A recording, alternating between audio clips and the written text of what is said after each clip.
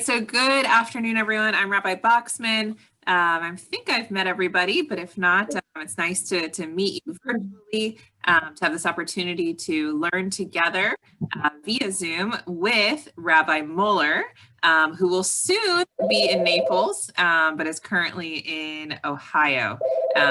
I have the honor to introduce him and to have an opportunity myself to learn with him as part of this course, which is called Why Judaism Matters, Writing Your Own Story. This is somewhat of a sequel to the series that we did based on the book, The Stars of David, where we looked at all these different famous people and their connection to Judaism.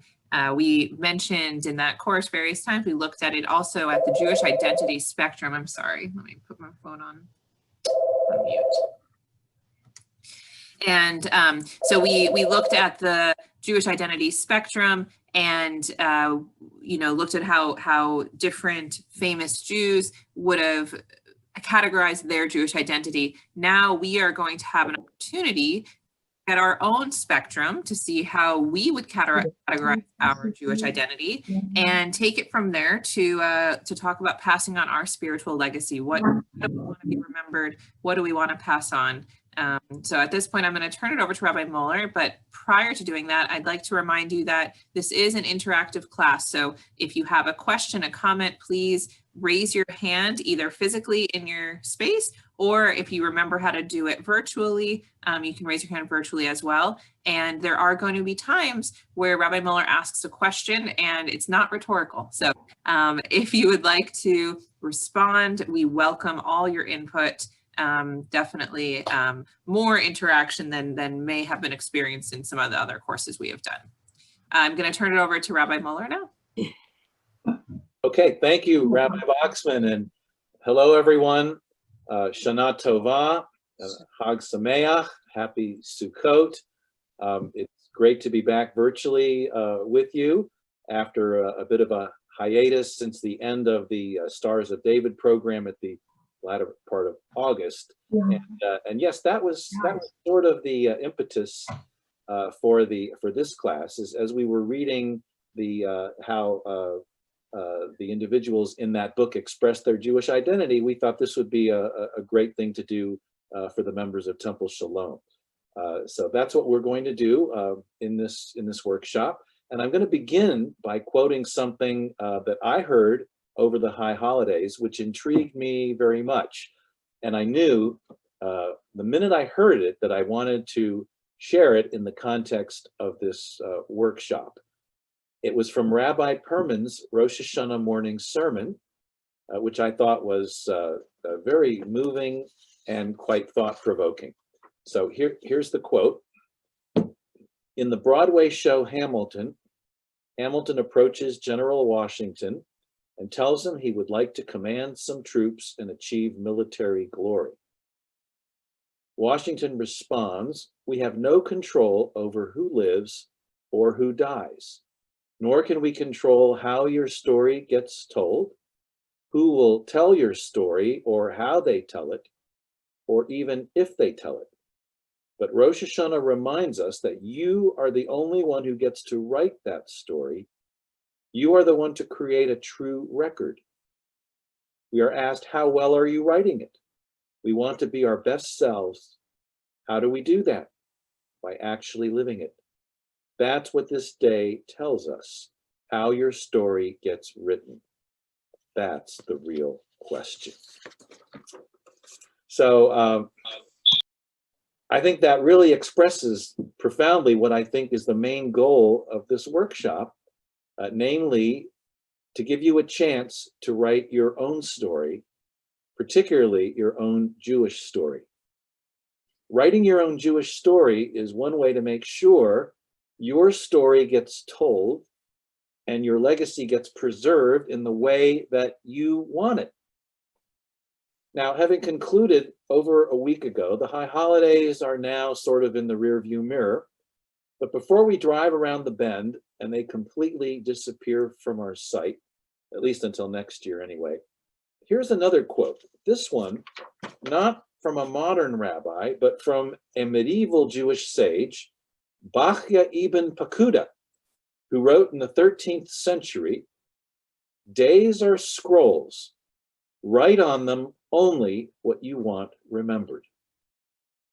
Again, days are scrolls. Write on them only what you want remembered. So what do you think this means? Would anyone care to comment on that? What does that mean to you? Days are scrolls. Write on them only what you want remembered.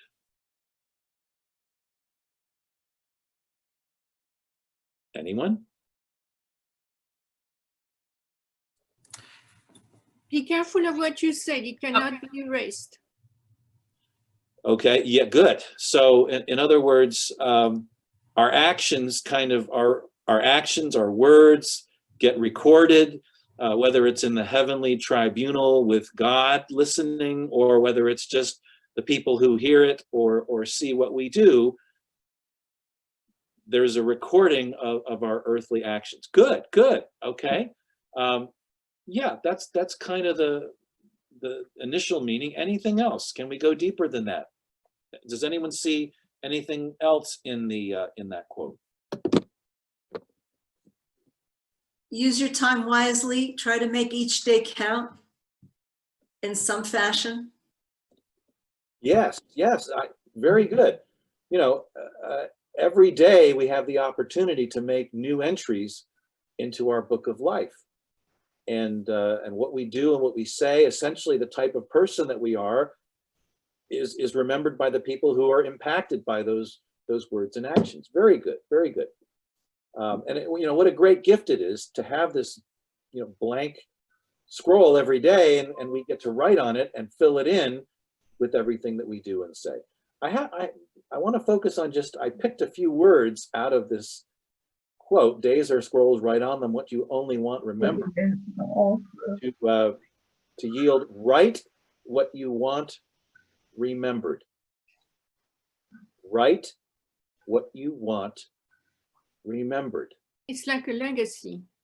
Exactly. Only you can write your own story, and you get to be the hero of that story, or the lead actor in that story. You know, it's a great opportunity, but it doesn't last forever. We can only write our own story while we're here to write it. So as the great sage Hillel taught, if not now, when? You know, if the pandemic we're currently in has taught us anything, it is that we can take nothing for granted, including our very existence. That's a lesson that Judaism tries to teach, especially this time of year during the holidays. You know, our mortality is a prevalent theme on Rosh Hashanah, Yom Kippur, and even Sukkot.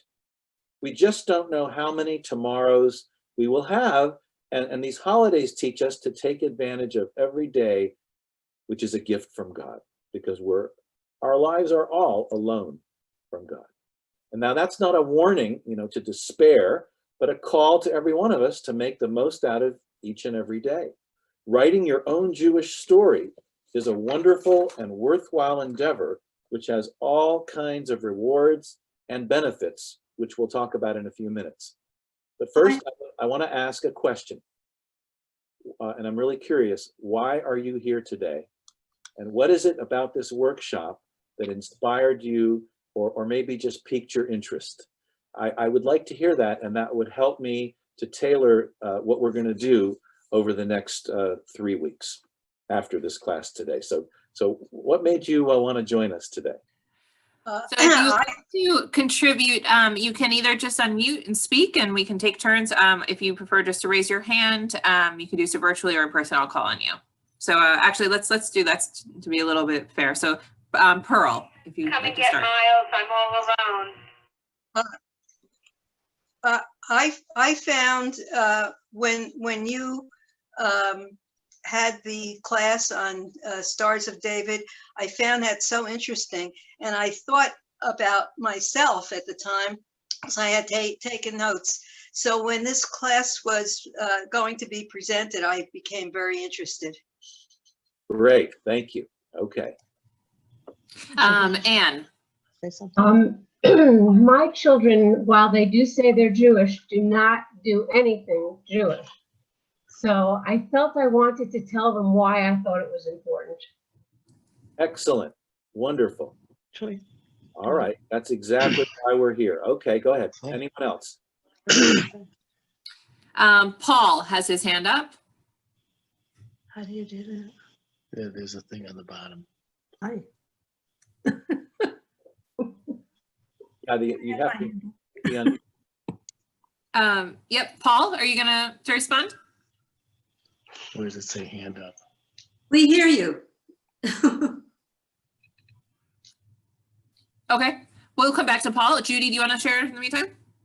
Well, my Jewish identity has really changed over the years from when I was young and Where brought does up it say hand up? conservative and went to Camp Ramah. And my brother used to call me the Rebbitzin because I dated the rabbi's son. And then I married somebody who wasn't Jewish.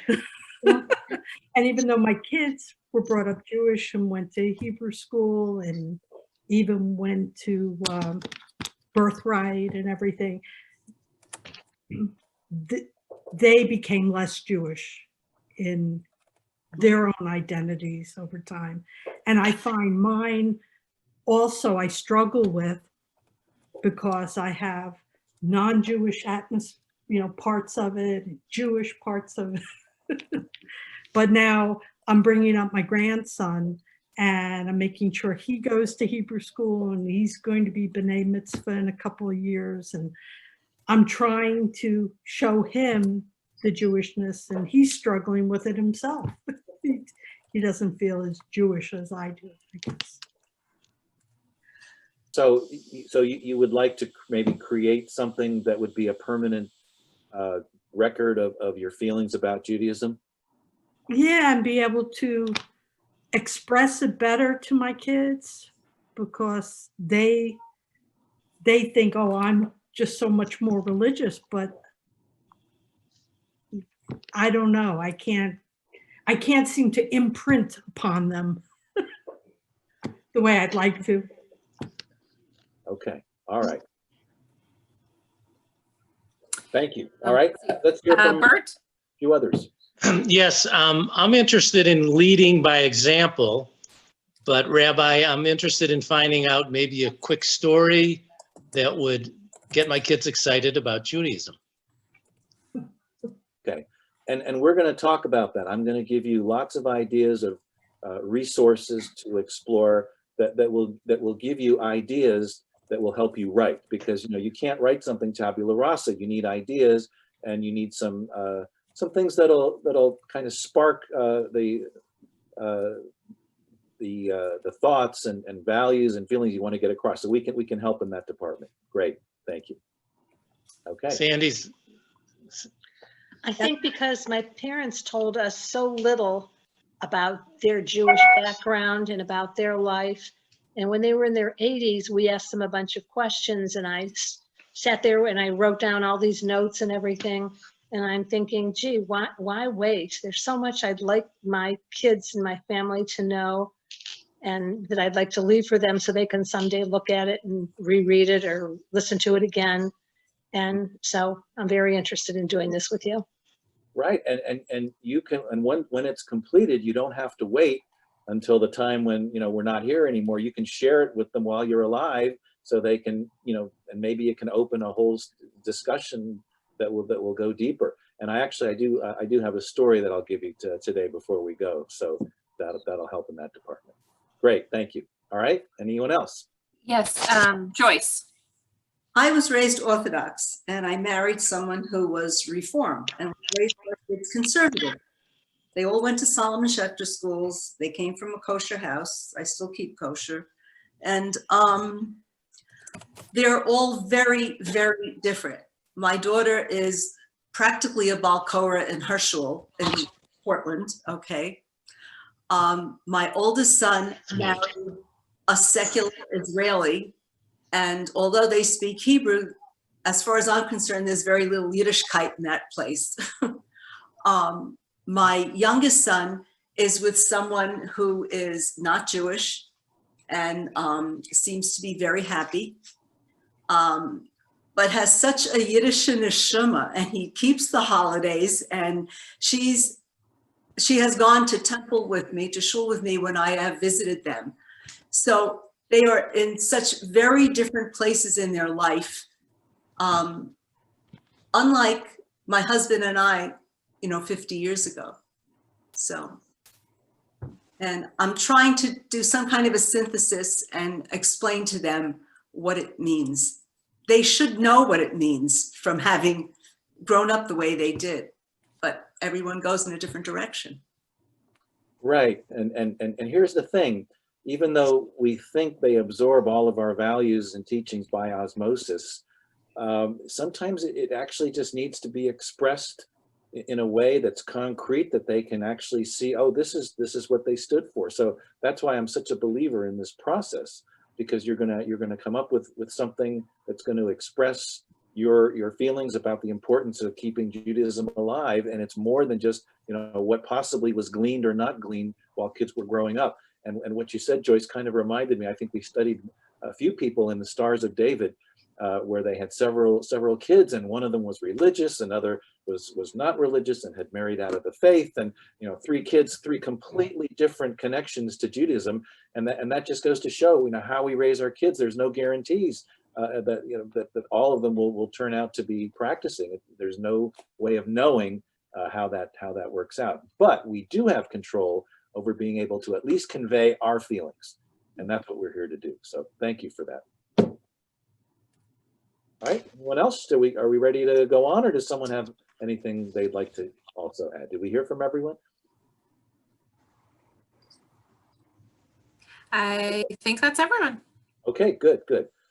So based on everything I heard, perhaps doing something like this has been percolating in your mind for some time, and you're ready to get started, or maybe. Please bring up the back. Did someone want to say anything else? Okay, or maybe doing something like this never occurred to you, and you're just curious to see what it's all about and what the possibilities are. But whatever the reason, I'm glad you're here. We all know the importance of getting our financial affairs in order. And I'm sure that practically every one of us has a last will and testament that's been drawn up. But did you ever think about passing down your spiritual inheritance? What's that you say? You're not sure that you have a spiritual inheritance? Maybe you do, maybe you don't. Well, I would beg to differ with you, because whether you realize it or not, I think that you do. It's all there somewhere within you, inside your head, your heart, or your spirit. And I think that's one meaning of the first line of the Ve'ahavta prayer. You shall love the Lord your God with all your heart, with all your soul, and your mind. I believe you have more than enough to write your own Jewish story. It's the cumulative total of all your Jewish memories, thoughts, and feelings from this day all the way back through the years to when you were a child and you had your first Jewish experience. And we're going to do some exercises that will help you go all the way back and remember what your early Jewish experiences were. I found something very interesting in, oh goodness, there was a paper here and it's gone now. Well, I had it right here, maybe, oh, here it is, over here. I don't know if you got the Federation Star for October, but I was intrigued by Rabbi Amos Chorney's message. And if you have the paper, it's on page 27, but I just wanted to read you an excerpt from what he wrote. The article is called "The Greatest Legacy One Can Leave." And Rabbi Chorney writes, most of us have given thought to estate planning, but what about legacy planning? We all want to leave a legacy. Much of the reason for our strong desire to accumulate wealth and our sorrow at losing it comes from our deep-seated need to be remembered once we depart this world. For some, a legacy is of utmost importance. In a Forbes article, Daniel Scott noted that estate planning is dead, pointing out that instead of worrying about where one's assets go after death, there is a new focus on legacy planning. He writes, legacy planning recognizes that you are more than what you own. It recognizes that you are the sum total of your life experiences. It measures your wealth, not just in terms of financial capital, but in terms of your human capital, who you are in terms of your knowledge, values, relationships, and spiritual beliefs, as well as your contributions to society. More importantly, legacy planning is about life, not death. Legacy planning empowers you to choose the life you want to ultimately leave behind, and I highlighted this, and write the story you want others to tell when you are gone. Write the story you want others to tell when you are gone. So that's what it's all about. And that's why we're here. You know, it's all there inside you. The purpose of this workshop is to help you access your memories, thoughts and feelings, put them down on paper, eventually crafting them into a story, your Jewish story. It doesn't have to be a difficult or onerous task. Whether you consider yourself to be a good writer, or if you're someone with little writing experience, we're all literate individuals, and with some encouragement and coaching, every one of us not only has the capacity and the capability to write your own Jewish story, but it can be an enjoyable endeavor, even a therapeutic or cathartic experience. Now, this is very important to emphasize. You do not have to be a professional writer to write your own Jewish story. If you can type on a keyboard or put a pen to paper, you're qualified. And every single one of us here is capable of that, obviously. What would you say are the top 3 things that people are most afraid of doing or are intimidated by doing? I'm going to open that up now. What do you think are the top 3 things? And this isn't Family Feud or anything. I mean, I didn't get this from a journal. It's just kind of my own perception of what's yours. What are the top 3 things you think most people are afraid of doing? Any thoughts on that? The Zuckers. Talking about death. Talking about death. All right. That I think that would be something you'd put in the top 10 for sure. Maybe top 3 even. All right. Yes. Anything else? Yeah. This is the important thing. What I've heard people say is what they want their children or grandchildren to do. This is not about them. This is about me. This is what I am, not what I want you to be. And I think the important focus and the difficulty in writing is about me, putting down what I feel, not what I want somebody else to feel. Yes, yes. And why is that? Why are we so intimidated about writing about ourselves? Why do you think that is? You become vulnerable. Mm-hmm. Yes, you become vulnerable, or you might worry that you don't really have anything to say, that your life hasn't been that exciting, that, you know, could be all kinds of reasons. All right, good. Any one or 2 more. What are people most afraid of doing? It's Bert. I think they're afraid of rejection if they go too far in what their expectations are for their kids. Uh-huh. Yep. A lot easier to, well, it's sort of like, well, if you didn't study for the test and you flunked, it's because you didn't study. It's sort of that feeling. You can't fail if you never tried. Here's what I think the top 3 things are that people are most afraid of doing. 1, public speaking.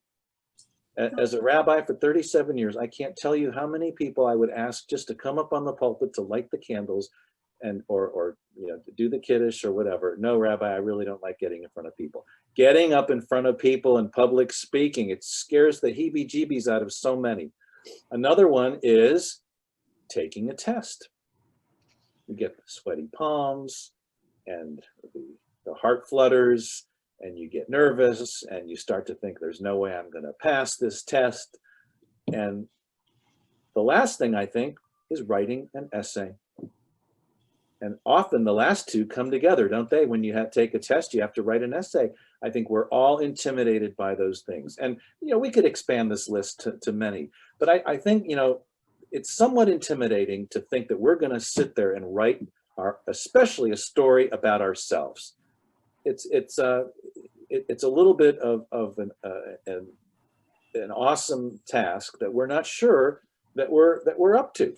But as we learn from the Akedah, the binding of Isaac, at least one interpretation of that frightening story is that all of life is a test. So we would do better to simply face it rather than try to avoid it, to face the test, to face our fears. Let me give you what I think are writers' 10 most common fears. One is a fear of inadequacy. As was just said a few moments ago, we put ourselves on the line. Unlike the spoken word, the written word doesn't disappear into thin air. It's a type of permanent record. In terms of a Jewish spiritual memoir, and that's what I'm calling what we're doing. We're not really writing an autobiography. It's more of a memoir, and it's a Jewish spiritual memoir. How would a feeling of a fear of inadequacy manifest itself when doing a Jewish spiritual memoir? Well, perhaps you might feel like you're not religious or spiritual enough of a person that should be doing this. Why, you may not even be sure about your belief in God. That's okay, because if that's the truth, then express it. One thing about writing is the best kind of writing is the writing that expresses the inner feelings of the heart. As the Talmud says, words from the heart can penetrate the heart. Sometimes admission of what you think is a shameful secret can be liberating for those who read it because they may be feeling the same thing. So it's okay to tell the truth about your religious journey. Second is fear of criticism. Well, we might think, what if our writing is weak or someone gets left out? What if someone you included preferred not to be? To conquer this fear, consider that for now, this project is yours and yours alone. No one else needs to read it. Not yet. Maybe no one ever. Write right now. Then you can read it, edit it, and decide to share it or not. How about the fear of success? Well, what if they like it and want more? How am I going to deal with that? Don't fear success and its possible consequences. Your progress in life thus far is the result of success. Why stop now? Fear number 4 is the fear of making mistakes.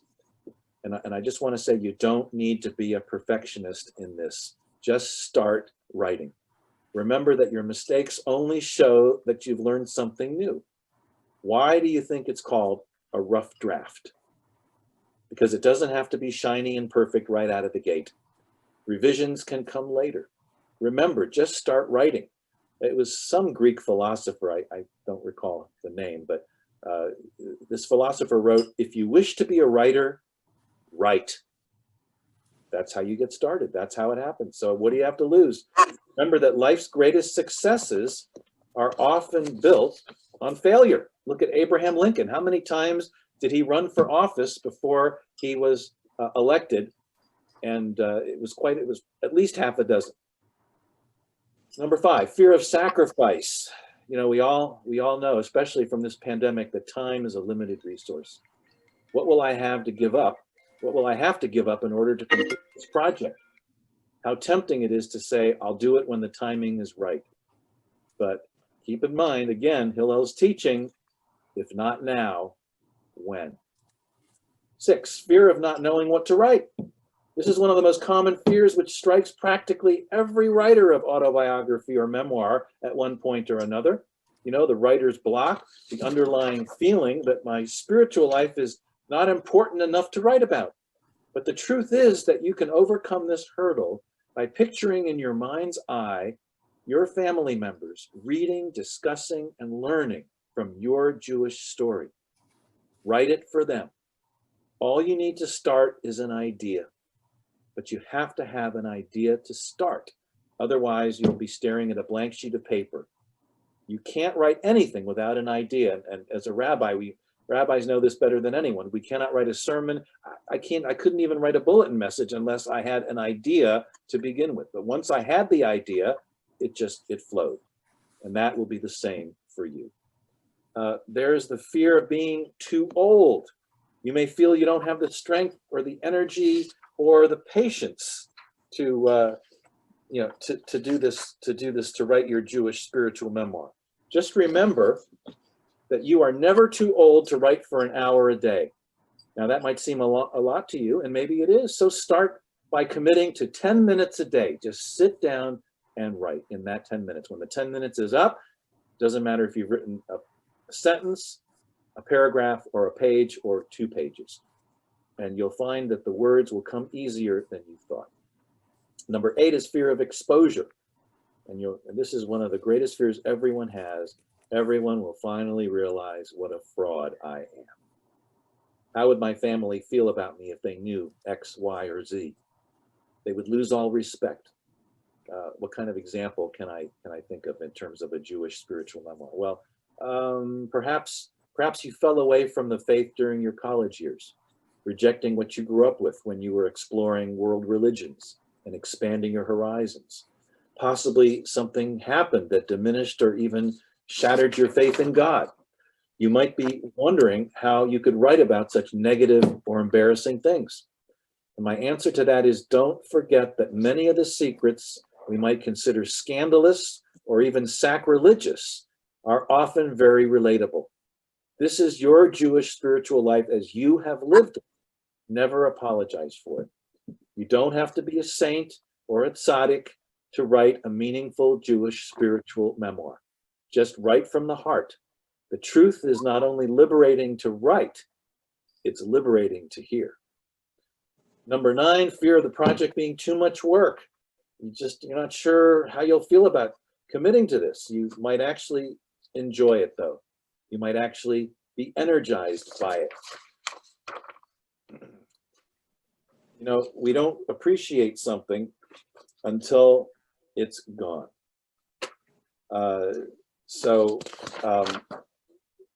You might find that you're writing into the wee hours of the night. And number 10 is fear of rejection. We all want our writing to be accepted, acknowledged, and acclaimed. However, there's always the risk that some people will not like it. It's important to keep in mind that you can't please everyone. More than likely, every member of your family will be delighted by your writing because they will not only learn about things that they didn't know before about you, but you'll be passing down your wisdom and life lessons that will benefit them in their life. Again, coming back to the pandemic, one thing that this pandemic has taught us is that you don't appreciate something until it's gone. We've all loved our Temple Shalom community, but how much the more so now in this time of the COVID, when we haven't been able to get together for all of these months. We appreciate our Temple family more than ever.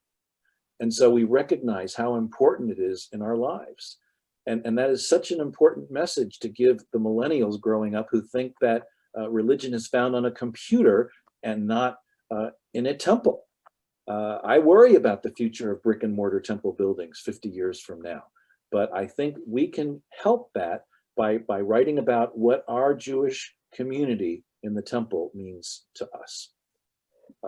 So that's something that is very important. Another thing is that, we've all heard about people who have a lot of time on their hands with the pandemic, people spending time cleaning their homes, rearranging drawers and cabinets, spending more time reading or watching movies. But another thing people are doing is sitting down to write their memoirs. They understand the absolute necessity of writing down their life story to prove they existed, that their life mattered, and so that future generations may understand who they were, how they lived, and how they became the parent, grandparent, aunt or uncle or sibling they became. When we write our own Jewish story, we can also clarify our own spiritual life while leaving our spiritual legacy for posterity. As each generation moves into adulthood, the past assumes greater significance. And I think, one of the most existential questions we have is that, what is the meaning of my life? Where do I find meaning? And how will I be remembered when I'm gone? Will my life have mattered? when I cease to exist on this planet, is the world going to change at all? Is it going to stop? Well, I think we recognize, and at some point that's quite a stark realization, when we pass away, the world isn't going to change. It's going to keep right on going. But at least now we have the opportunity to leave something behind that not only will help us be remembered, but will pass on something of value to the next generation. That's where you get meaning. It's not a physical question. It's not a physical need like food or air. It's not a psychological need like acceptance or self-esteem. But finding meaning in life is a religious need. We all have it. And this is one of the best ways to do it, is to write something for future generations that can be given to them as a special gift. So how do you want to be remembered by your descendants? Will they understand how you felt about your Judaism and why you feel it's important to perpetuate and to assure its survival into the future? You know, our descendants really know very little about the lives we've lived, especially in our younger years. One of the greatest gifts we can give them is what our lives were like before they came into the world. And I want to get a little personal here and talk about my own family. My mother made a series of audio cassette tapes before she passed away 10 years ago, describing what it was like growing up in pre-World War II Berlin, Germany, her being placed on the Kindertransport train at the age of 14 by her parents, traveling with her older sister to England, which took in 10,000 children, navigating the war years in London, which suffered nightly bombing raids, and coming to America after Hitler was defeated. All this was an absolute revelation to me. I had never known any of it. And she started by describing when she was a young girl, how her grandmother made all these delicacies for the Jewish holidays. And, it just, we don't know a lot about our parents, our grandparents' lives. And this is a way that we can describe all of these things. And my father, he left Germany for America in 1935, while his parents and younger siblings escaped to Bolivia, South America. My other grandparents, my mother's parents, went to Shanghai, China for 8 years. So again, children, and even adult children, often don't question their parents about their lives when they were younger. Writing your own Jewish story is a wonderful way to communicate a critical part of your identity to your children, your grandchildren, even your great-grandchildren. Studies show that children who are exposed to stories about the life experiences of family members are happier and more well-adjusted than children who are not familiar with such stories. And they also perform better in school.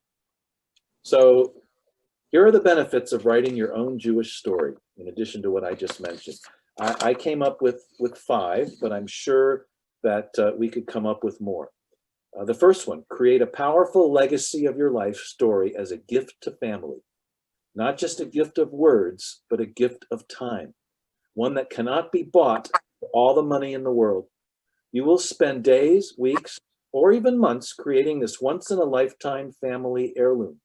You will share not only your Jewish experiences, but as I've already intimated, the wisdom of what you've gleaned from Jewish tradition that's worthy of being passed down to the succeeding generation. And here comes the story that Bert had requested. Honi, the circle bearer, was planting a tree. He was 70 years old. He was planting a tree. And a Roman emperor who happened to pass by stopped and he said, "Old man, what are you doing?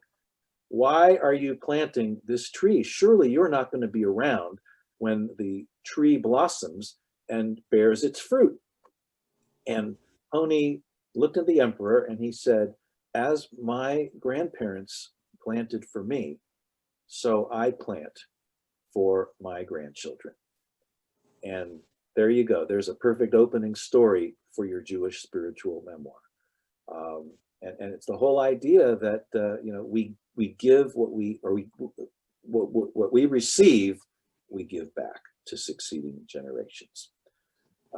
So that's really one of the main benefits. Another one is providing insights for increased self-understanding. Writing your own Jewish spiritual memoir is an oasis of the soul, your personal opportunity to embrace the life you've lived and to realize that you're part of something much greater. It can put your whole life into a context, giving you a sense of perspective that includes the past, even as it anticipates the future. Another one is facilitating personal growth and moving forward with new life goals. Spiritual memoir writing helps us reflect on the past, then we take that information with us as we create new experiences. It can result in new challenges, new understandings, and new life goals.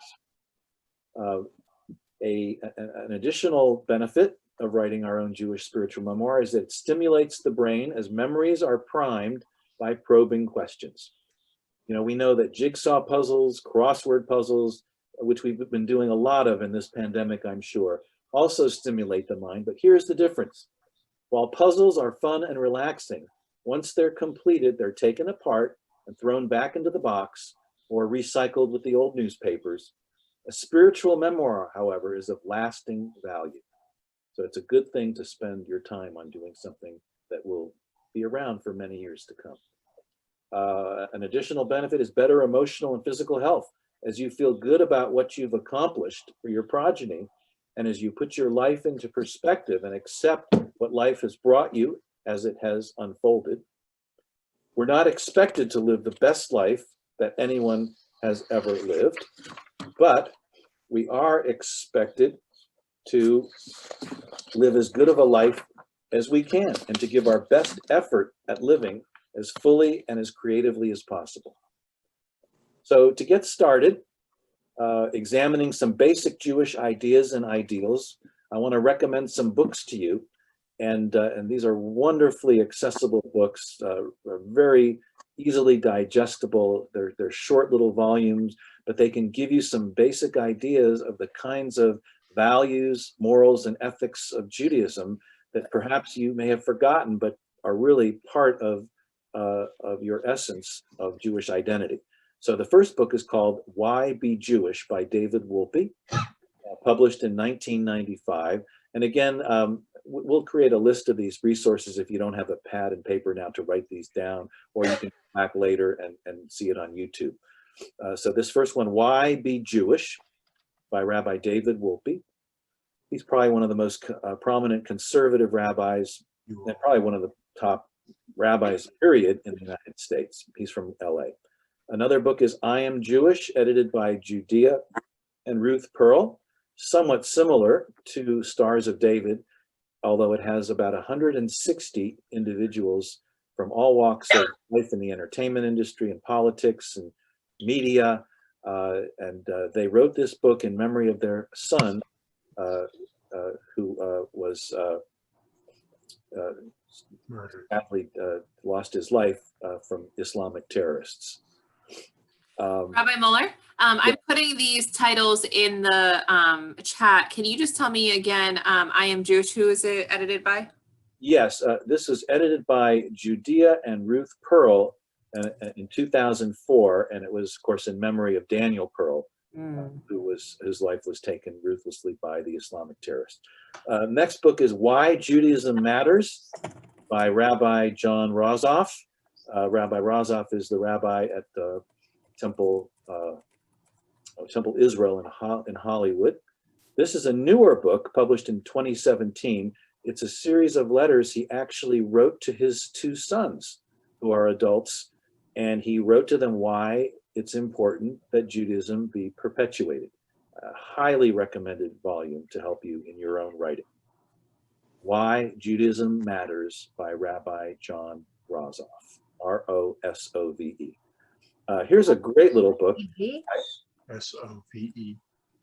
R-O-S-O-V-E, John Rozoff. Okay? I'll give you a second to jot that down. And we're For gonna those who didn't write them down, I put them in the chat. So you can look in the chat, the 3 titles. All right, the next one is a great little volume by Arthur Green called Judaism's 10 Best Ideas, a Brief Guide for Seekers. And this is also relatively new, published in 2014, Judaism's 10 Best Ideas, A Brief Guide for Seekers by Who's that by again? Arthur Green. Yeah, he's the dean of oh goodness, of Hebrew College in Boston, and he has written a number of books on Jewish mysticism. He's probably one of the foremost experts on Jewish mysticism. Another great one is To Life by Harold Kushner, written in 1993. I'm sure you've all read When Bad Things Happen to Good People, perhaps other books by Harold Kushner, but his book To Life is just a beautiful compendium of Judaism's basic ideas, but expressed not dry at all like Milton Steinberg's Basic Judaism, but just, I mean, the book really is, it comes to life in the way he talks about all the traditions that we have. Okay, To Life by Harold Kushner. And the last one is called Ethical Wills, A Modern Jewish Treasury, edited by Jack Reamer. This is where I think Jack Reamer was the one who really started the movement on writing ethical wills. And I understand that in Naples, through the MCA or the WCA, there have been workshops on how to write your own ethical wills. Perhaps some of you have even taken these courses. And what we're doing is somewhat similar, except we're kind of laser focusing on our Jewish identity. But basically what we're doing is a type of ethical will. And this book happens to have specific wills that really mention some Jewish values and ideals in addition to general morals. Again, Ethical Wills, A Modern Jewish Treasury, edited by Jack Reamer, and that published in 1983. And then he has a second book out. He came out with another one some years later. I don't know the title of it, probably something like More Ethical Wills, I don't know. But if you look, Google Jack Reamer and it'll come up, Reimer. Again, Ethical Wills, A Modern Jewish Treasury, edited by Rabbi Jack Reamer. And of course, we have at our disposal other tools that we can use in our Jewish spiritual memoir writing. There's Ancestry.com if you want to find out more information about your family, which of course I'm sure you're all familiar with. There's also the International Jewish Genealogical Society. So if you Google that, you'll also find information on how to specifically do Jewish family research. Again, the International Jewish Genealogical Society. Okay, we have a few minutes left.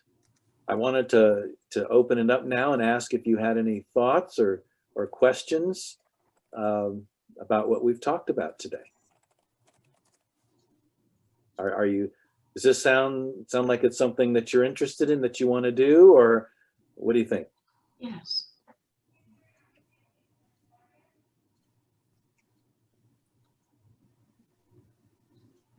Anyone?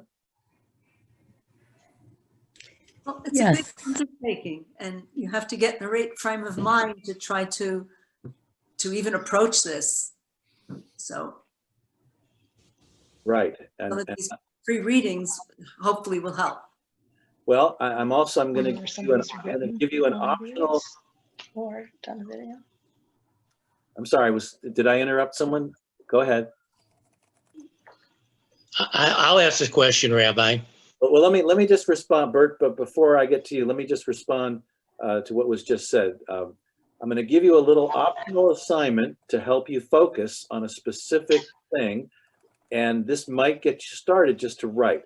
If you could write 150 to 300 words about your earliest or your favorite Jewish memory, just write about that one thing. And if you would like to, I'd be more than happy to have you share it with us next week. Again, this is an optional assignment. If you don't do it, it doesn't mean you can't come back to the second, third, and fourth classes. You're fine. All right, but it's because I know homework gets people, it intimidates people. But as was just said, the challenge is going to be to get focused and to start. I'm giving you something that can get the ball rolling. 150 to 300 words about your earliest or your favorite Jewish memory. And if you'd like to share it next week, you can. All right, Bert. So my question is, we're preparing this presentation. Have you participated or know of other rabbis that have participated where the person that is deceased at a funeral writes a farewell to his friends and family? Wow.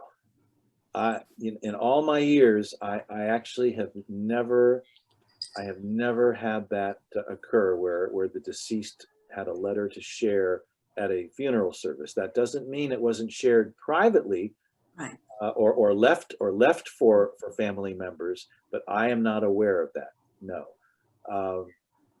But that's an interesting idea. Rabbi Mel had done that in several situations. And I think the Alter Rockers was a recipient of one of the letters. Okay, I do remember that. Yes, that was read at one of our rehearsal sessions. Yes. So had Mel done that for the family as well? Not on that personal basis.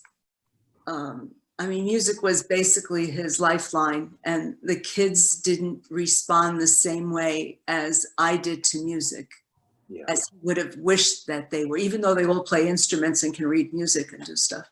It was just totally different. I really remember that now. It was read to us, and he talked about his love of music and how he had helped kids at temple and with Haftarah chanting and all that. Right. Yeah. I do remember that. So that's the He thing. lived here for 30 years, Yeah. He's the one that sang it and played it on the bassoon. Yeah. Right. Okay. All right. Next I, week. I want to add, Yes.